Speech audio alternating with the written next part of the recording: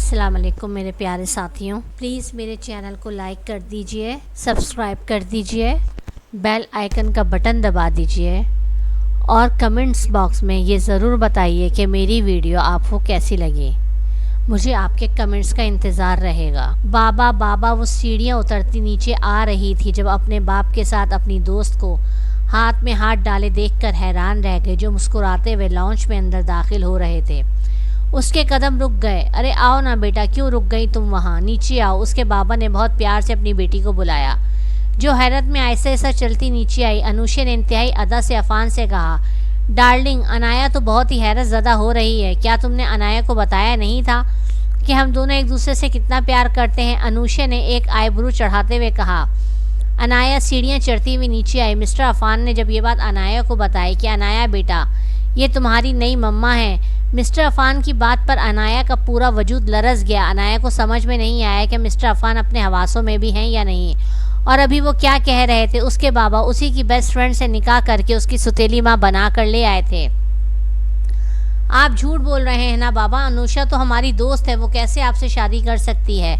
अनाया की आंखों में आंसू आ गए। बेटे, इसमें परेशान होने वाली क्या बात है? हम दोनों एक दूसरे को पसंद करते थे तो शादी कर ली। आप इस बात को कबूल कर लें तो ठीक होगा। अफान ने अपनी बेटी को अपने साथ लगाया। अनाया को एकदम खुद से घिन महसूस हुई। वो सोच भी नहीं सकती थी अनुषा इस हद तक गिर जाएगी कि अपने बाप की उम्र के आदमी से शादी कर लेगी, जबकि अनुषा तो साहिर से मंगनी शुदा है। अनाया को आज अपने बाप का छूना बहुत बुरा लग रहा था। अनुषा ने अपने शौहर से बाप से कहा, अनाया ने अपने बाप से कहा, बाबा आज आपने खुद को मेरी नज़रों में गिरा लिया है। मैं मानती हूँ कि दूसरी शादी करना आपका हक था, मगर अपना हक आप इतने घटिया तरीके से इस्तेमाल करेंगे, मैं सोच भी नहीं सकती थी। हर चीज़ का एक वक्त होता है। इतना बोलकर अनाया ऊपर चढ़ती हुई वापस अपने कमरे में चली गई। लगता है बहुत ज़्यादा गुस्सा कर गई है आपकी प्रिंसेस, अनुषा अफान साहब का हाथ थाम के बोली। अफान साहब ने कहा, इतना गुस्सा करना तो उसका हक बनता है। जाने मन आप उसकी फ़िक्र ना करें, सिर्फ मुझ पर फोकस करें। अफान ने उसका हाथ पकड़ा, उसके हाथ की पुश्त पर बोसा दिया तो अनुषा एक अदा से मुस्कुराई और अफान के साथ उसके कमरे की जानिब बढ़ गई। अपने कमरे में अनाया सर पकड़कर बैठी हुई थी। उसके हवास काम नहीं कर रहे थे। वो सोच रही थी शायद उसके बाबा ने उसके साथ मजाक किया है, बल्कि इस मजाक में अनुषा भी उनके साथ शामिल है, क्योंकि उन दोनों का तो कोई जोड़ ही नहीं है। अनुषा तो किसी और की अमानत है।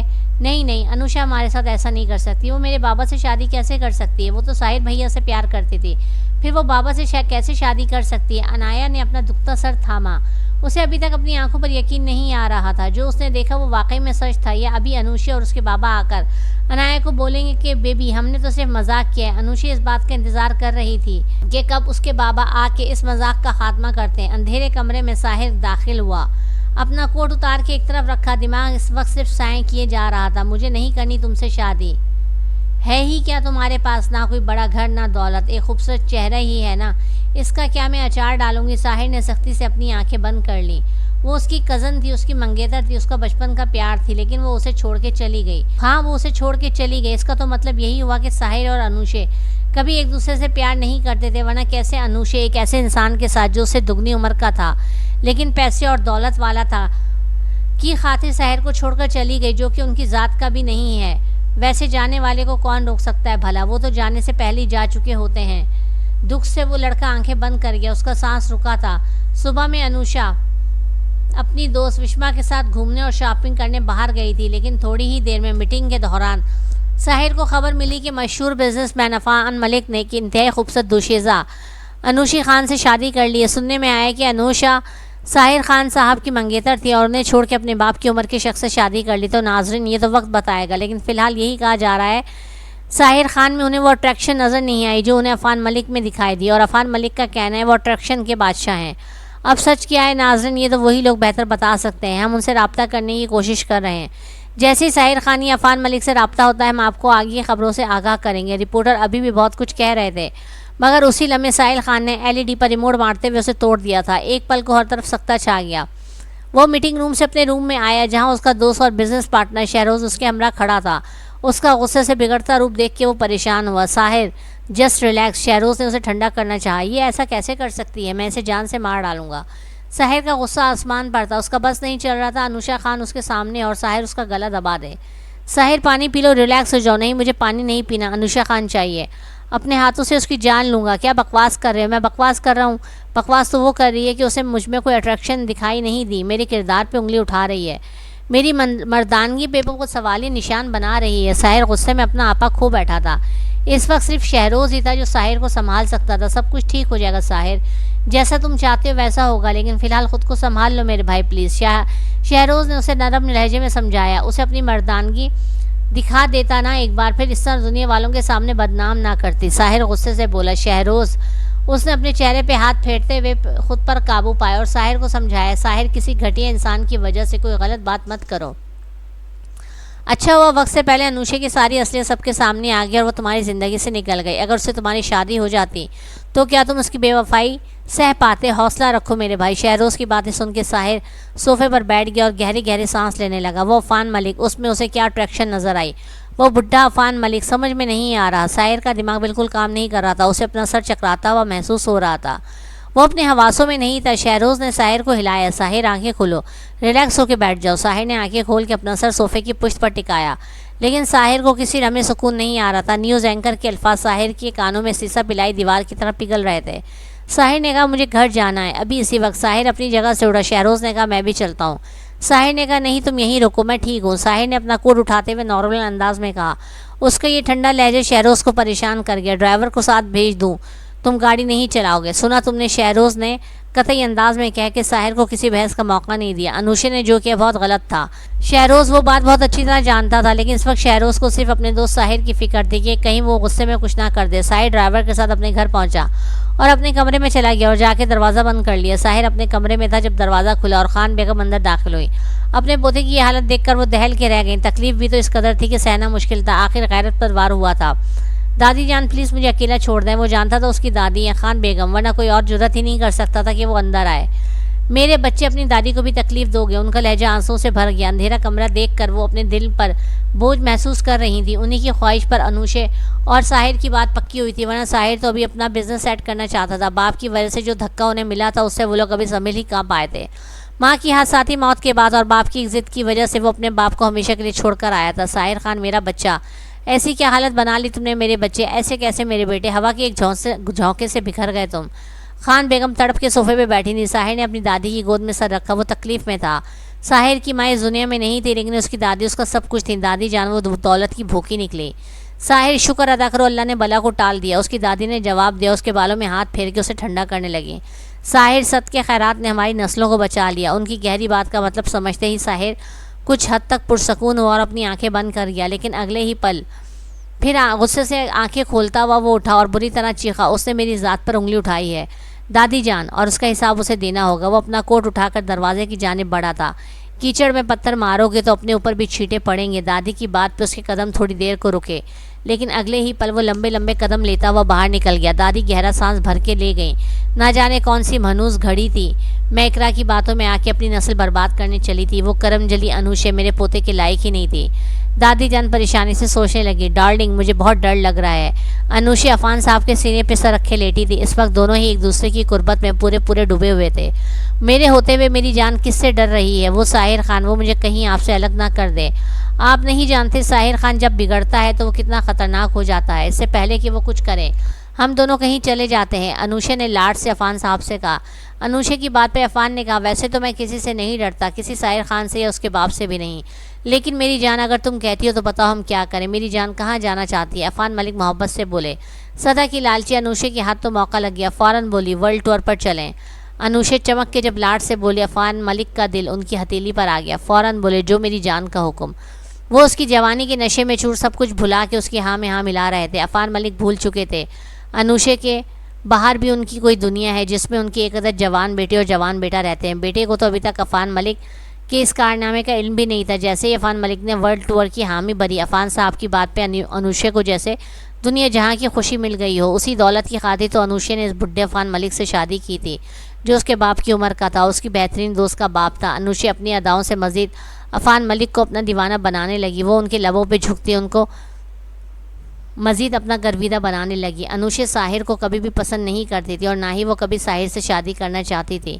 ये तो वो अपनी माँ इकरा और नानी बेगम की वजह से मजबूर हो गई थी कि उसे साहिर से मंगनी करनी पड़ी, वरना वो तो कभी साहिर को मुंह भी ना लगाती। ज़रबाब जब हॉस्पिटल से अपनी ड्यूटी से फारिग हुआ और अपने हॉस्टल के रूम में आया था, अनाया की ढेर सारी मिस कॉल्स देख के परेशान हो गया। ज़रबाब का दिल धक से रह गया। या अल्लाह सब खैर हो, अनाया ने मुझे इतने फ़ोन क्यों किए हैं। यही सोचते हुए ज़रबाब ने जब अनाया को कॉल बैक की तो उसने फ़ौरन उठाई। ज़रबाब ने फ़ौरन मोहब्बत से पूछा, क्या हुआ शहज़ादी, सब ठीक है ना। भैया कुछ ठीक नहीं है, ये एक बोलकर अनाया रो पड़ी। भैया बाबा बाबा बाबा को देखें, इतना बोलकर अनाया फिर रो पड़ी। ज़रबाब ने घबराकर पूछा, क्या हुआ बाबा को। ज़रबाब की आवाज़ में बेचैनी थी। भैया बाबा ने दूसरी शादी कर ली है।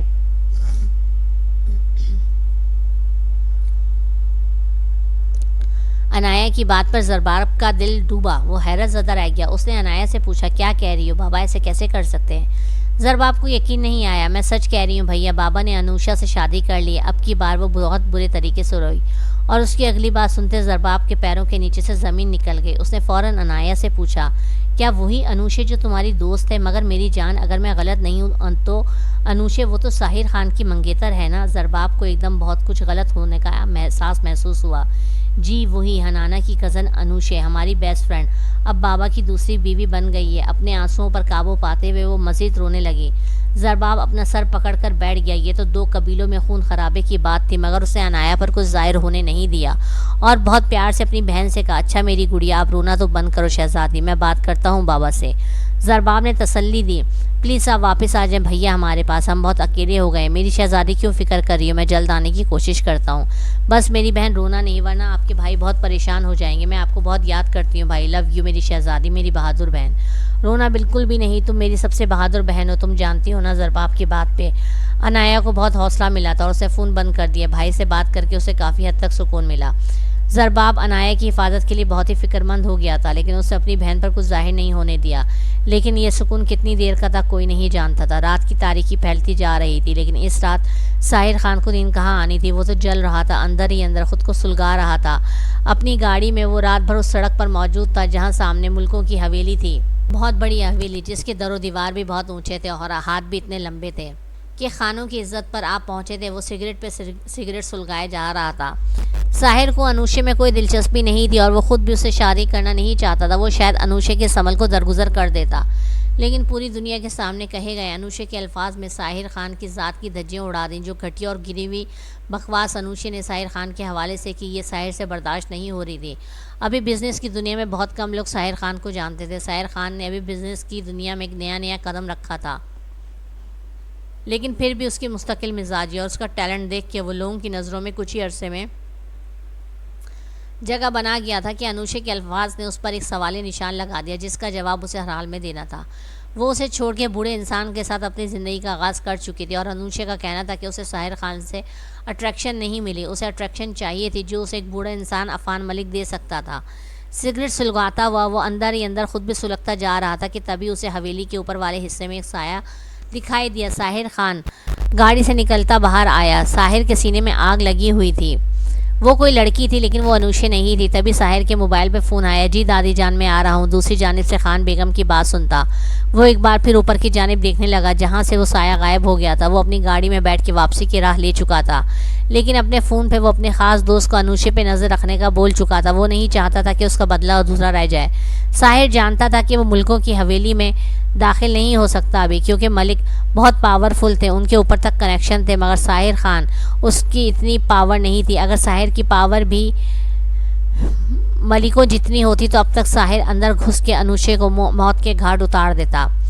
क्यों गए थे रात को तुम वहाँ, पागल हो गए हो? पता भी है मीडिया इन खबरों की ताक में रहता है। अब ये देख लो। शहरोज़ ने गुस्से से न्यूज़पेपर उसके सामने टेबल पे रखा जहाँ उसकी तस्वीर छपी हुई थी जब वह मुल्कों की हवेली के बाहर खड़ा था, और साथ में नाकाम आशिक का कैप्शन भी दिया गया था। साहिर ने अपनी मुट्ठियाँ सख्ती से भींची। वो अपना गुस्सा कंट्रोल ही नहीं कर पा रहा था। तुम्हारी ज़रा सी लापरवाही हमें बुरी तरह फंसा देगी।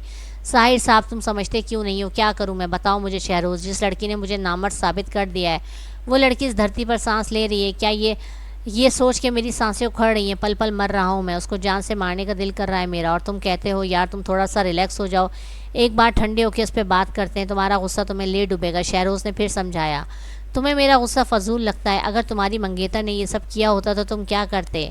साहिल अब डायरेक्ट शहरोज़ की ज़ातियात पर उतर आए। शहरोज़ ने गुस्से से कहा, साहिर अब तुम ज़्यादती कर रहे हो। तुम जानते हो अंधलीप की पोजीशन। साहिर ने कहा, मैं भाभी की बात नहीं कर रहा, मैं तो सिर्फ अपनी सिचुएशन समझा रहा हूँ। शहरोज़ ने पूछा, तुम बदला लेना चाहते हो ना? साहिर ने कहा, हाँ, मैं उसे सबक सिखाना चाहता हूँ। साहिर की बात पे शहरोज़ ने हाँ में सर हिलाया कि उसी वक्त दरवाजे पे दस्तक हुई और अर्ज़म अंदर दाखिल हुआ। एक बुरी खबर है, वो साहिर का बेस्ट फ्रेंड था। उन्होंने अर्ज़म की जानिब देखा। अनुशे अफान मलिक के साथ मुल्क छोड़ के रातों रात निकल गई है। अर्ज़म की बात पे साहिर ने सवालिया गुस्से वाली नज़रों से शहरोज़ को देखा, जैसे कह रहा हो, ले लिया बदला, बस यही सुनना बाकी रह गया था। साहिर ने गुस्से से टेबल पे मौजूद सब चीज़ों को नीचे गिराया। शहरोज़ ने अर्ज़म को जाने का इशारा किया। एक शहरोज़ ही था जो साहिर को काबू कर सकता था। शहरोज़ साहिर से उम्र में बड़ा था और उसका छोटे भाई की तरह ख्याल रखता था। शहरोज़ ने साहिर की जानिब पानी का गिलास बढ़ाया, जिसे साहिर ने गुस्से से दूर किया। उसी लम्हे उसके मोबाइल पे एक अननोन नंबर से फ़ोन आया। कॉल पिक करते ही स्पीकर ऑन हुआ। क्या हुआ साहिर खान, अभी तो आगाज़ है, अभी से रोने लगे। अफान मलिक की आवाज़ सुनते ही साहिर ने अपनी मुट्ठियाँ भींची। चलो एक चैलेंज करता हूँ, ढूंढ सकते हो तो ढूंढ के दिखाओ। है हिम्मत अफान मलिक तक पहुँच सको तो पहुँच कर दिखाओ। और हंसते हुए कहका लगाते हुए कॉल को काट दिया। साहिर गुस्से से शहरोज़ से बोला, मैं बता रहा हूँ मलिक अफान मेरे हाथों मर जाएगा। साहिर ने मोबाइल को एक तरफ फेंकते हुए कहा, इसका इलाज भी हो जाएगा, लेकिन इस वक्त जोश से नहीं, होश से काम लेने का वक्त है। मीडिया की नज़रें हम पर ही हैं, इसलिए कोई भी कदम उठाने से पहले सब कुछ सोच समझ के चलना होगा। साहिर शहरोज़ की बात पे खामोश होकर बैठ गया। कुछ देर की खामोशी के बाद साहिर ने शहरोज़ से कहा, मुझे मलिक अफान की कमज़ोरी चाहिए। क्या है उसकी कमज़ोरी? शहरोज़ ने सवाल किया। उसकी एक बेटी है, साहिर ने जवाब दिया। शहरोज़ एकदम अपनी सीट पर सीधा होकर बैठ गया। शहरोज़ ने हैरत से उसे देखा। शहरोज़ समझा नहीं था कि साहिर कहना क्या चाह रहा है। उसकी बेटी को तो वो अपने साथ नहीं लेके गया होगा ना। साहिर की आंखें चमकने लगी। तुम करना क्या चाह रहे हो? शहरोज़ को उसके इरादे ठीक नहीं लगे। साहिर ने कहा, मुझे उसकी बेटी चाहिए। आबिद शेर अली ख़ान की 2 औलादें थीं, साहिर अली ख़ान ज़ादा और हनाना अली ख़ान ज़ादा। दोनों ही उन्हें अपनी जान से बढ़कर अजीज़ थे, लेकिन बीवी की अचानक मौत का सारा इल्ज़ाम उन पर आ गया, क्योंकि उनकी वजह से उनकी बीवी इस दुनिया से चली गई थी। औलाद ने भी उनको मुजरिम समझा, यहाँ तक कि माँ ने भी उनका साथ छोड़ दिया। वो किसी को भी कोई सफाई ना दे सके और उनके अपने बच्चे और उनकी अपनी वालदा उन्हें हमेशा के लिए छोड़कर गाँव से शहर आ गए। शहर में खान बेगम के आबा अजदाद की एक हवेली थी जो उनके नाम पर थी। सब उनके साथ इस हवेली में रहने लगे। इकरा उनकी छोटी बेटी थी। हाल ही में उसके शौहर का इंतकाल हुआ था, तो घर वालों ने सारी जायदाद अपने नाम करवा के माँ बेटी को घर से निकाल दिया था। उस वक्त खान बेगम ने उनको सहारा दिया और अपनी हवेली में इकरा और अनुशे को लेकर आई। अनुशे ने हनाना के साथ यूनिवर्सिटी जाना शुरू कर दिया। वहीं अनुशे हनाना की बेस्ट फ्रेंड अनाया से मिली तो उससे दोस्ती गहरी होती चली गई। हनाना से ज़्यादा अनुशे का अनाया के घर आना जाना था। अनुशे अनाया से और करीब होना चाहती थी और किसी तरह अनाया के ख़ानदान से रिश्ता जोड़ना चाहती थी। इसलिए अनुशे ने सबसे पहले अनाया के भाई को अपनी अदाओं से अपनी मोहब्बत के जाल में जकड़ना चाहा, मगर ज़रियाब बहुत सुलझा हुआ इंसान था।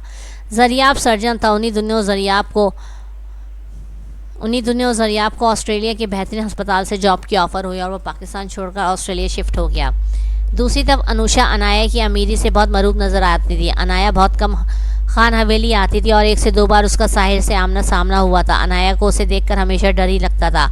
वो बॉडी बिल्डर जैसा शख्स और काली काली बड़ी आंखें जिनमें हमेशा गरूर टपकता था, और अनाया को साहिर से वहशत सी होने लगती थी। साहिर को देखकर एक घबराहट सी अनाया पर छाने लगती थी। हनाना उसे हमेशा यही कहती थी कि उसके लाला बहुत अच्छी नेचर के हैं, वो डरा नहीं करे, लेकिन अनाया वो मासूम सी सनब्रेला सी हमेशा ही ना चाहते हुए साहिर को देखते ही घबरा जाती थी। इसलिए वो खान हवेली जाती नहीं थी। अगर कभी जाती थी तो कभी भी साहिर खान के सामने नहीं आती थी। इन्हीं दिनों इकरा को साहिर खान अपनी अनुशी के लिए बेइंतहा पसंद आया, तो उन्होंने अपनी वालदा से कह के इस रिश्ते को जोड़ा। अनुशे ने तो बहुत वाविला मचाया। वो जानती थी साहिर खान को उसके बाप ने सारी जायदाद से आग कर दिया है। उसके पास ना ही अपना घर है और ना ही ख़ास बिजनेस। कुछ अर्सा पहले उसने अपना बिजनेस अपने दोस्त शहरोज़ के साथ स्टार्ट किया था। साहिर अनुशे की ख्वाहिशात पर पूरा नहीं उतरता था। अनुशे को सिर्फ पैसे से लगाव था, लेकिन इकरा ने उसकी एक नहीं सुनी और उसका रिश्ता पक्का करवा दिया। लेकिन अनुशे तो वो थी जो दौलत की पूजा करती थी, दौलत की पुजारी। अनुशे वक्फे से अपनी नापसंदीदगी का इजहार भी साहिर खान से कर देती थी। अनुशे साहिर को उकसाती रहती थी कि साहिर अनुशे की बदतमीज़ियों से तंग आकर इस रिश्ते से खुद इनकार कर दे, मगर अनुशे की इन हरकतों को साहिर खान इग्नोर कर देता था। उसने कभी अनुशे के लिए अपने दिल में जज्बात महसूस ही नहीं किए। उसने अनुशे से मंगनी भी सिर्फ दादी जान के हुक्म पे की थी। जब दादी जान ने साहिर से अनुशे के रिश्ते के बारे में पूछा तो साहिर बिना एतराज़ के हाँ कर गया, और आज सभी इस रिश्ते को लेकर पछता रहे थे। इकरा का तो रो रो के बुरा हाल था। उनकी बेटी ने घर से भागकर एक बूढ़े शख्स से शादी कर ली और साहिर पर इतने घटिया इल्ज़ाम लगाए कि वो साहिर के सामने नज़र उठाने के काबिल ही नहीं रही। लेकिन को कोई नहीं बदल सकता। जो दुख दर्द नसीब में थे वो मिलके रहने थे। उन्हें भी अपने नसीब का ये दर्द बर्दाश्त करना था कि उनकी बेटी घर से भाग गई। तुम होश में तो हो? क्या बोल रहे हो? शहरोज को साहिर की दिमागी हालत पे शुबा हुआ। होश तो अब आया है मेरे भाई, मैं तो वैसे ही तड़प रहा हूँ अफान मलिक को सज़ा देने के लिए। मुझे याद ही नहीं उसकी एक बेटी है जिसका नाम अनाया है और वो हनाना की बेहतरीन दोस्त भी है। अब यही लड़की मुझे अफान मलिक तक पहुँचाएगी। साहिर खान ने दांत पीसते हुए अनाया के बारे में सोचा। इस लड़की को 2 से 3 बार वो अपने घर देख चुका था, लेकिन नज़र भर के कभी नहीं देखा। एक तो वो घबरा बहुत जल्दी जाती थी, दूसरा साहिर खान की आदत नहीं थी किसी गैर महरम को देखने की। यहाँ तक कि उसने कभी अनुशे को भी खुद से ज़्यादा मुखातिब नहीं किया था। मुझे नहीं लगता ये सही है। वो मासूम है साहिर, इसमें उसका कोई कसूर नहीं है। शहरोज ने धीमी आवाज़ में साहिर को समझाया। साहिर ने कहा, कसूर तो मेरा भी नहीं था, लेकिन मुझे भी तो सज़ा मिली ना। तू मर्द है, तू सब फेस कर सकता है। वो लड़की है, कुछ भी गलत करने का मत सोचना। शहरोज ने फ़ौरन साहिर को वार्न किया। वो बाद में देखेंगे, पहले मुझे वो लड़की चाहिए। हर हाल में साहिर खान अपनी गाड़ी की चाबियां उठा के वहाँ से बाहर निकलने लगा। अगर कुछ करना चाहते हो तो बाइज्जत तरीके से करो।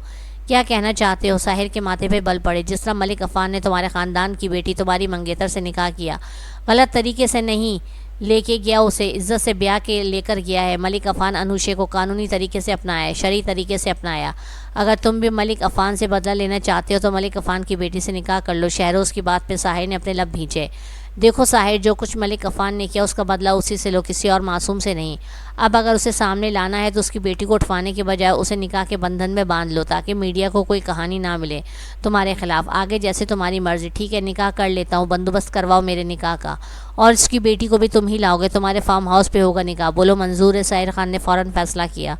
शहरोज सर पकड़ के रह गया। फिर शहरोज ने कुछ सोचा और साहिर को तरीक़ेकार समझाने लगा कि वो कैसे ये सब मिलके करेंगे, जिसका साहिर ने कोई असर नहीं लिया। मुसलसल आती कॉल पर अनाया ने कॉल पिक की। कैसी हो अनाया? हनाना की आवाज़ सुनती अनाया की आंखें आंसुओं से भर गई। कैसे होंगे हम? बाबा ने अनुशे से शादी कर ली और वो अनुशे को लेके हनीमून पे चले गए। ये भी नहीं सोचा कि हमारा क्या होगा, हम अकेले रह जाएंगे। अनाया दुख से बोली। अनाया, मेरी बात गौर से सुनो, तुम्हें इस वक्त हवेली में अकेले नहीं रहना चाहिए। मैं गाड़ी भिजवाती हूँ, तुम हमारे घर आ जाओ। हनाना ने उसे प्यार से कहा। जवाब में अनाया ने कहा, डर तो हमें भी बहुत लग रहा है, बल्कि इस वक्त तो हमें मुलाजिमों से भी डर लग रहा है। जब मेरे बाबा ही इतने बुरे निकले तो मैं किसी और पर कैसे भरोसा कर सकती हूँ? वो मुलाजिम भी बाबा के बारे में बुरा बोल रहे थे। अनाया ने दुख से कहा, बस तुम मत सोचो, मैं गाड़ी भिजवाती हूँ, तुम जल्दी से ज़रूरी सामान पैक करो। लोग तो वैसे ही देखते हैं, अकेली लड़की है, कोई पूछने वाला नहीं है, तो बस उसको काबू कर लो। मेरी बहन, तुम फिक्र मत करो, मैं तुम्हारे साथ हूँ। हनाना ने प्यार से अनाया से कहा। अनाया शुक्र अदा कर रही थी कि इतना कुछ हो जाने के बावजूद भी हनाना का रवैया उसके साथ कितना अच्छा है। लेकिन अपने घर से हनाना के घर जाने का फ़ैसला बहुत बड़ा था और अनाया अपने भाई से बात करना चाहती थी और उनकी इजाज़त लेना चाहती थी, क्योंकि बाप ने तो कोई राब्ता रखा ही नहीं था और अपनी नई दुल्हन के साथ ज़िंदगी की रंगीनी मना रहे थे। लाला, वो मान गई है। हनाना ने साहिर की जानिब देखा, जिसने गन अपनी कनपटी पर रखी थी। हनाना को इमोशनली ब्लैकमेल करके उसने अनाया को बुलवाया था। उसके हाथ से मोबाइल लेता उसे एक रूम में जाके बंद कर दिया। लाला प्लीज़ दरवाज़ा खुले। हनाना घबराई। एक तो पहले साहिर ने अपनी कनपटी पे पिस्तौल रख के उसे ज़बरदस्ती मजबूर किया कि वो अनाया को फ़ोन करके बुलवाए अपने लाला की खातिर। वो अनाया को बुलाने पर राज़ी तो हो गए, लेकिन अब साहिर उसे कमरे में क्यों बंद करके जा रहा है? उसके लाला के क्या इरादे थे? हनाना डर गई थी। अनाया बहुत मासूम और ना समझ थी। हनाना को उसकी फ़िक्र हुई। लाला प्लीज़ दरवाज़ा खोलें। वो चिल्ला रही थी, लेकिन कोई भी उसकी पुकार सुनने वाला नहीं था। दादी जान भी घर पर नहीं थी, ना ही इकरा बेगम थी। वो अकेली थी और इस वक्त बेबस थी। साहिर खान गाड़ी लिए मलिक अफान की हवेली की जानिब रवाना हुआ, जब दूसरी तरफ शहरोज़ ने उसके निकाह का सारे इंतज़ाम कर दिया। काफ़ी देर अनाया फ़ोन पर भाई को कॉल करती रही, लेकिन उसके भाई ने फ़ोन नहीं उठाया। ऐसे में मुलाजमा ने उसे आकर बाहर एक गाड़ी के आने का बताया, तो मजबूरन अनाया अपना पैक किया हुआ छोटा सा बैग उठा के मोबाइल हाथ में पकड़ के बड़ी सी शॉल उड़े बाहर निकले। एक नज़र अपनी इस बड़ी सी हवेली की जानिब देखा तो अनाया को बहुत घुटन महसूस हुई। आज पहली बार उसे अपने बाप से नफ़रत हो रही थी और इसी नफ़रत में वो बिना सोचे समझे घर से बाहर कदम निकाल रही थी, जो उसकी ज़िंदगी को बदलने वाला था। वो बेदहानी में आकर गाड़ी की बैक सीट पर बैठ गए। उसके बैठते ही साहिर खानज़ादा ने गाड़ी को फुल स्पीड में छोड़ा। आंखों में आंसू लिए उसने एक नज़र ड्राइविंग सीट पर बैठे शख्स को देखा तो एक लम्हे को सहम गई।